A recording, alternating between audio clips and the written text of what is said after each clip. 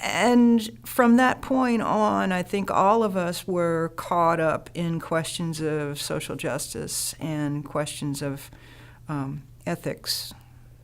My family was very religious. We were Methodists at that time, and my mother in particular. And it wasn't the kind of Protestant Christianity that has since become belligerent. It was the old kind, I guess, where the emphasis was on social justice and moral life and, being charitable in the broadest sense of that term, generous but also compassionate. And that was those were the values that were instilled in us. Not that I or any of us has always lived up to that, but those were the things that we were taught to value. And both parents, particularly my mother, because I spent a lot more time with my mother. My father worked a lot at factory and also had a second job. So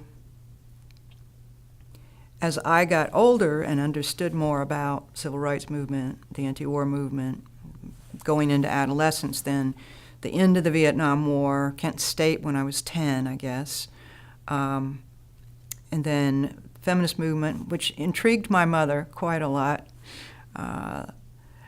So I was aware of these things, always looking at them through that, kind of liberal Protestant lens, and always aware that my parents believed that you took a stand.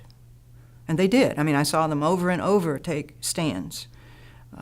Not because they really relished it. They weren't part of any political movement.